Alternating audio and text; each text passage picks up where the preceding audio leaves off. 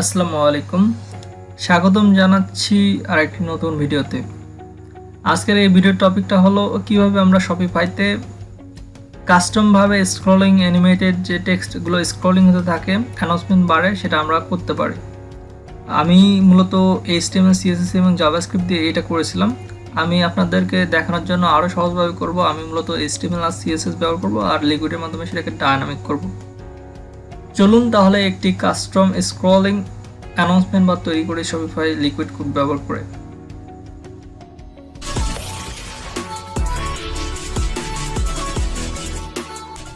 প্রথমে কি করবেন, প্রথমে আপনি আপনার পার্টনার অ্যাকাউন্টে লগ ইন হয়ে নেবেন, তারপরে স্টোরসে ক্লিক করবেন, তারপরে আপনার যে স্টোর নিয়ে কাজ করতেছেন সেই স্টোরে লগ ইন হয়ে যাবেন। লগ ইন হওয়ার পরে আপনি অনলাইন স্টোরে ক্লিক করবেন। সো আপনার অনলাইন স্টোর ক্লিক করলে থিমসে অটোমেটিক সিলেক্টেড থাকবে, তারপরে এরকম একটা ইন্টারফেস দেখাবে। এরপর আপনার এখন দুটা কাজ করা উচিত। এখন আপনি এই যে কাস্টমাইজার যেটা আছে এটাতে লেফট ক্লিক করে মাউসে, তারপরে ওপেন ইন নিউ ট্যাব করুন। সো দেখুন এটা একটা কাস্টমাইজার ওপেন করে রাখছে। সো এটা যেহেতু আমার কোড করা আছে এই জন্য দেখাচ্ছে। এখন আপনি অ্যাকশনে যান, তারপরে এডিট করে যান। সো আমি থিম ডট লিকুইডে চলে আসলাম। তারপরে আমি এখন একটা সেকশন খুঁজবো। So control F, curly brace percentage section কিওয়ার্ডটা লিখবো। তারপরে দেখুন আমি ACB বার নামে একটা সেকশন তৈরি করছিলাম, যেটা ওইটা শো করতেছে স্ক্রলিং বার। সো আমি প্রথমে আমি একটা প্যারেন্ট ডিপ নিয়েছি, তার ভিতর 3টা চাইল্ড এলিমেন্ট রাখছি। ওকে, তারপর কিছু শপিফাইয়ের যে স্কিমা আছে সেটাতে যে টাইপ টেক্সট ব্যবহার করছি 3টা। তারপর আমি জাভাস্ক্রিপ্টে একটু কাজ করছি, যে প্রথমে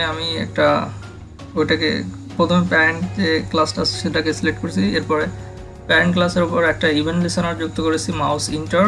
সেটা কাজ হচ্ছে যে যেগুলো চাইল্ড এলিমেন্ট আছে সেগুলো থেকে অ্যাক্টিভ যে ক্লাসটা আছে সেটাকে রিমুভ করে দেবে, আর যখন মাউস লিভ করবে তখন সেটাকে অ্যাড করে দেবে। সো এতটুকুই। কিন্তু আমি আপনাদেরকে জাভাস্ক্রিপ্ট দিয়ে দেখাবো না, কারণ অনেকেরই জাভাস্ক্রিপ্ট ভয় লাগে। সো চলুন তাহলে কোড করে শেখা যাক। সো আমরা এটাকে কেটে দিলাম। আমরা নিজেদের একটা স্ক্রলিং এসি। সো আমরা এইটুকু লেখার পরে আমি এটাকে কপি করে নেব, ঠিক আছে? সো কপি করে নেওয়ার পরে তারপর টেমপ্লেটস না, আমরা সেকশনে যাব, নতুন একটা সেকশন তৈরি করব। সো যেটা কপি করলাম ওটাকে পেস্ট করে দেবো যাতে কোনো ভুল না হয়। তারপরে এরকম একটা পেজ তৈরি হবে। সো আমরা স্টাইল শিট আর জাভাস্ক্রিপ্টটাকে কেটে দিলাম। আমাদের প্রথম কাজ হবে একটা স্টাইল ট্যাগ নেওয়া, সেটাকে ক্লোজ করে দাও, হয়ে গেল। তারপর আমাদের একটা প্যারেন্ট ডিপ নেওয়া, এটাকে ক্লোজ করে দাও। সো প্যারেন্ট ডিপের আমরা একটা ক্লাস দেব, এর একটা ক্লাস দিলাম আমরা মাই parent class. Okay, so my parent ক্লাসের উপর যদি আমরা ডিসপ্লে ফ্ল্যাগ দিই তাহলে এর মধ্যে যতগুলো এলিমেন্ট আছে সেগুলো রো হিসেবে দেখতে পারবো। সো এখানে মাই চাইল্ড ক্লাস, তো এটা লিখলাম। তারপরে এর মধ্যে একটা কন্টেন্ট থাকবে হ্যালো ওয়ার্ল্ড, হয়ে গেল। সো আমরা এই হ্যালো ওয়ার্ল্ডটাকে 3বার কপি করব, just control A, control C, control V। So এই 3টা মনে রাখবেন। তারপরে সেভ করার জন্য কন্ট্রোল S। সো এই যে প্যারেন্ট ক্লাসটা আছে এটাকে কপি করুন, তারপরে এই স্টাইলে আসুন, তারপরে এটাকে ডট এর মধ্যে রেখে দিন, তারপরে এটাকে এরকম করে লিখে দিন, হয়ে গেল। তো এটাকে আমরা সেভ করি। সো এইটা সেভ হয়ে গেল, কিন্তু এখানে একটু দেখবেন এখানে একটা নীল একটা ডট দেখাচ্ছে। তার মধ্যে আমাদের যে থিম ডট লিকুইড আছে এইটাতে আমরা যে স্ক্রলিং বারটা করছিলাম এটা আমরা এখনো সেভ করিনি। সো এটাকে সেভ করে নিতে হবে। ওকে, এই ভুলটা করবেন না, যখন এখানে নীল চিহ্ন দেখাবে তখন তার মানে আপনি এটাকে সেভ করেননি। ওকে, যদি আপনি সেভ করেন তাহলে এখানে নীল চিহ্নটা থাকবে না। দেখুন আর কোনো নীল চিহ্ন নেই, এটাতে আসুন, নীল চিহ্ন নেই। সো এটা অবশ্যই মাথায় রাখবেন। সো এটা হয়ে গেল। তারপরে আমরা কই যাব, আমরা এখানে যাব, তারপরে এটাকে আমরা রিলোড করব, কাস্টমাইজারটা এখন রিলোড করব। কোনো স্টাইল কিছু নাই, জাস্ট কিছু টেক্সট দেখা যাচ্ছে। সো আমরা এটাকে একটু স্টাইল করে নেবো। ইনস্পেক্ট এলিমেন্টে গেলাম। এরপরে কি করব, আমরা যে প্যারেন্ট যে ক্লাসটা আছে প্যারেন্ট ক্লাসে চলে আসলাম। সো প্রথমে এর কাজ হবে একটা ব্যাকগ্রাউন্ড দিয়ে নেব। ওকে, সো ব্যাকগ্রাউন্ড আমরা লিনিয়ার গ্রেডিয়েন্ট নেব আজকে। সো লিনিয়ার গ্রেডিয়েন্ট লিখলেই ক্রোম এক্সটেনশন এটা সাজেস্ট করবে আপনাকে। সো ডিগ্রি না নিয়ে আমরা করব টু রাইট। ওকে, সো এটা রাইটের দিকে যাবে। সো আমরা ট্রান্সপারেন্ট না দিয়ে আমরা ব্ল্যাক অ্যান্ড ব্লু দিতে পারি। তো এটা সুন্দর লাগে বেশি। তারপরে আমরা কি করে কালার দেবো এটার হোয়াইট। ফন্ট সাইজ করবো আমরা 2.2 rem। ওকে, নো প্রবলেম এটাও। তাহলে কি করব, এখন আমরা ডিসপ্লে করে দেবো, ডিসপ্লে করে দেবো ফ্লেক্স হয়ে গেল। সো আমরা জাস্টিফাই কন্টেন্ট করে দেবো স্পেস অ্যারাউন্ড, তাহলে দেখতে অনেক সুন্দর লাগে। তারপর অ্যালাইন আইটেমস করে দেবো সেন্টার।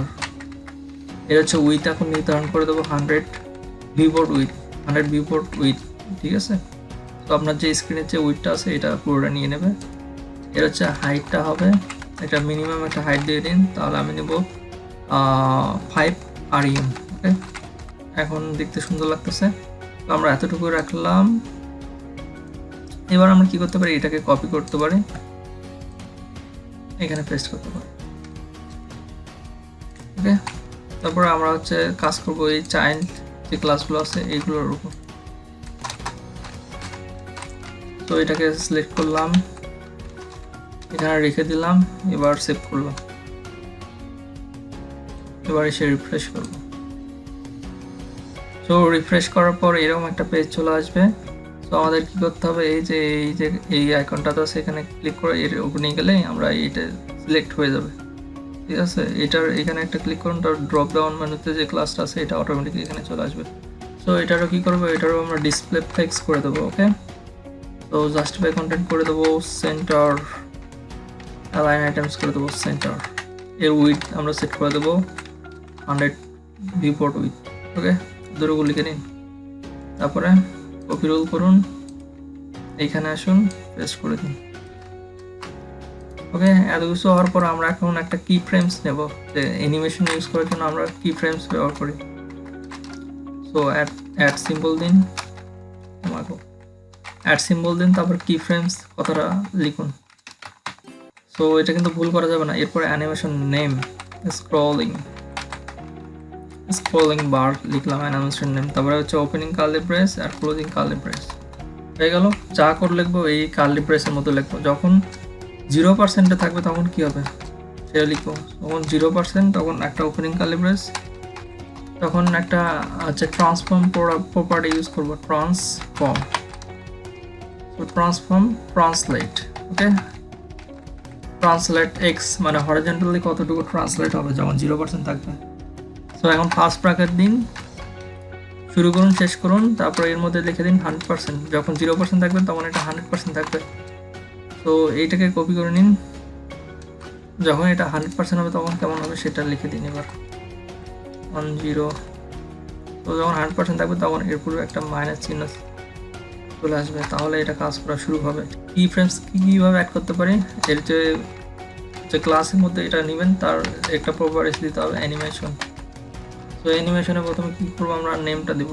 তো এই যে নেমটা নিছি কি ফ্রেমসে এটা বসাই দিলাম। সো এর হচ্ছে টাইমিং ডিউরেশন, অ্যানিমেশন ডিউরেশন কত হবে, আমরা দিলাম 10 সেকেন্ড 10s। তো এটা হচ্ছে লিখলাম। তারপরে এটা হচ্ছে টাইমিং ফাংশনটা কেমন, লিনিয়ার না ইজ ইন আউট। সো আমরা লিনিয়ার দেবো। ওকে, তারপরে এর হচ্ছে একটা অ্যানিমেশন ইটারেশন কাউন্ট, মানে এটা কতবার অ্যানিমেট করবে। সো আমরা দেবো হচ্ছে ইনফাইনাইট, মানে অসংখ্যবার। তারপরে কোলন দিয়ে শেষ করলাম। সো একটা জিনিস লক্ষণীয় যে আপনি যদি একটা ওয়ার্ড যদি কোথাও যদি একটা সেন্টেন্স যদি ভুল করেন, মানে সিএসএস এর ক্ষেত্রে যদি কোথাও যদি কোনো একটা ওয়ার্ড ভুল করে ফেলেন তাহলে কিন্তু কোনো আউটপুট শো করবে না, ঠিক আছে। এই জন্য দেখুন আমি এখানে ট্রান্সফর্ম দিছি, যেহেতু সেখানে ট্রান্সফর্ম হবে, তো আরটা উল্টোপাল্টা হয়ে গেছে। অনেক সময় এরকম হয়ে যায়। আমি তো রাত 3:57 এই ভিডিওটা রেকর্ড করতেছি, ঝামেলা হচ্ছে। অনেক কিছু মুখে থাকলে মাথায় থাকতেছে না, মাথায় থাকলে মুখে আসতেছে না। তো এতটুকু করার পরেই আপনি কন্ট্রোল-S চাপলেই সেভ হয়ে যাবে। এখন রিফ্রেশ করলে আশা করি কাজ করবে। দেখুন রিলোড করার পরে এটা কাজ করা শুরু হয়েছে, এটা রাইট থেকে লেফটের দিকে যাচ্ছে। যখন আমরা কার্সরটা এর উপর নিয়ে যাব তখন যেন এটা পজ হয়ে যায়, মানে স্টপ হয়ে যায়। তো এটা আমরা কীভাবে করতে পারি, আমরা এটা জাভাস্ক্রিপ্টের মাধ্যমে করতে পারি, অ্যাড ইভেন্ট লিস্টারের মাধ্যমে, বা আমরা এটা সিএসএস এর মাধ্যমে করতে পারি, ঠিক আছে। সো আমরা সিএসএস এর মাধ্যমে করবো। ওকে, চলো শুরু করা যাক। তো এইটুকু তো করলাম, তাহলে আমরা কার উপর ব্যবহার করলে এটা হচ্ছে কাজ করা বন্ধ করে দেবে। আমরা এই যে প্যান্ট যে ক্লাসটা আছে এটাকে নিব, এটাকে নেওয়ার পরে এখানে পেস্ট করব। তো এর উপর হচ্ছে হোভার যে আছে এটা নিব। তো এর উপর হোভার করলে কি হবে, এর উপর হোভার নামে একটা কিওয়ার্ডটা বসায় দিলাম।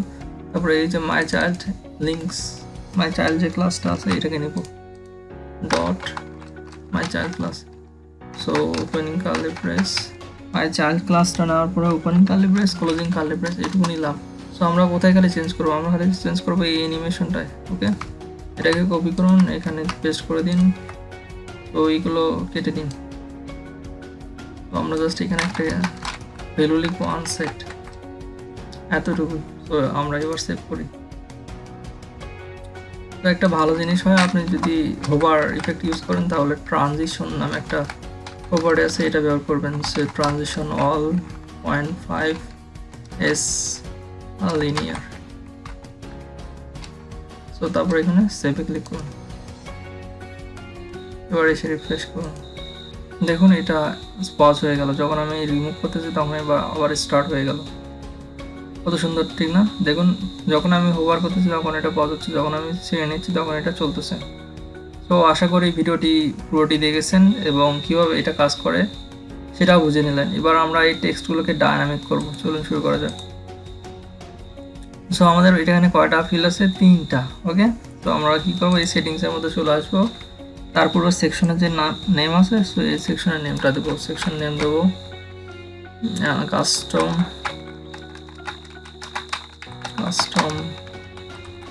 স্ক্রলিং অ্যানাউন্সমেন্ট বার।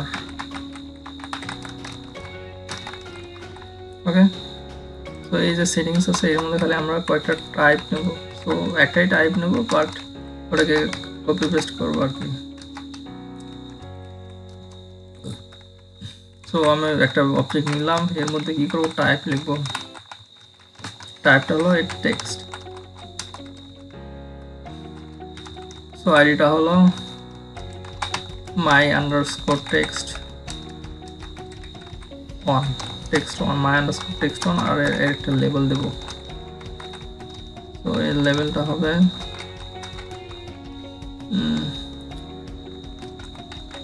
First text. ওকে, সো যেটা আপনার কাছে বেশি লজিক্যাল মনে হবে, যে কথাটা ওই কথাটা লিখে দিবেন। ওকে, ডিফল্ট দিবেন, ডিফল্টটা দিবেন হ্যালো ওয়ার্ল্ড। আমরা যা ইচ্ছে তা লিখতে পারেন, কোনো সমস্যা নেই। তো লাস্টের কিন্তু কমা দেওয়া যাবে না, এতটুকুই। তো এইটা আমি ধরবো, তো এটাকে আমি কপি করবো, কন্ট্রোল সি। লাস্টেরটা কী করবো, একটা কমা দেবো, তারপরে একটা অবজেক্ট নেব। সো হয়ে গেল। সো এখানে আইডি যেহেতু ইউনিক হতে হবে, তারপরে এখানে একটা মাই টেক্সট 2 লিখলাম, সেকেন্ড টেক্সট লিখে দিই। So hello all 2। তারপরে আবার এটাকে কপি করব, এখানে পেস্ট করব, হয়ে গেল। এবার মাই টেক্সট 3। ওকে, তারপরে এবার হচ্ছে আমরা এখানে কাজ করব। তো এটাকে শুরু করে দিন।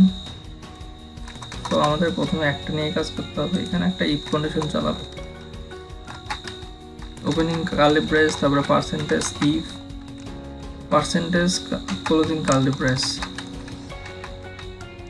তো এতটুকু লেখার পরে এটাকে ইন্ট করে দেব। তো এটা কপি করলাম, এখানে লিখলাম END ইফ, হয়ে গেছে। তারপরে এখন আমরা কোথায় আছি, সেকশনে আছি।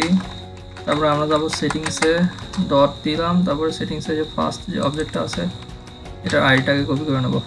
ওকে, তো তারপরে এইখানে আউটপুট শো করতে হবে। যদি হচ্ছে এটা হয় not equal to blank, so not equal to, যদি এটা নট ইকুয়াল টু ব্ল্যাঙ্ক হয়, যদি ফাঁকা না থাকে তাহলে একটা আউটপুট শো করবে, তো ডায়নামিক একটা ভ্যালু শো করবে। সো কার্লি ব্রেস দিয়ে শুরু হবে, ডাবল কার্লি ব্রেস দিয়ে শুরু, তারপরে এইটা,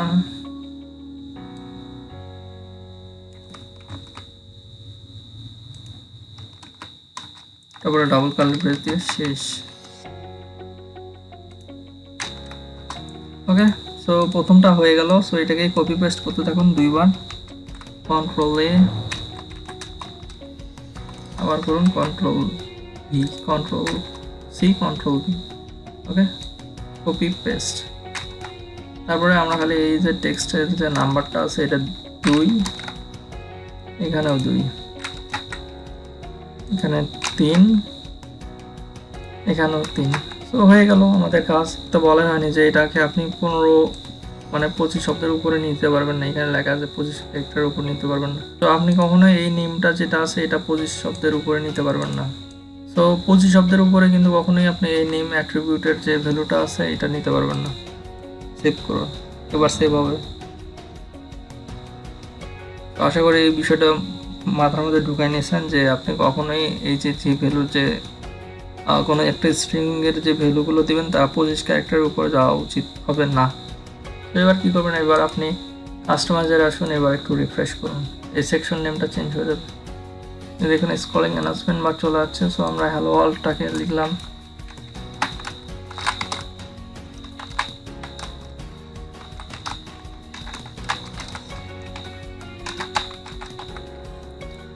তারপরে আপনি হচ্ছে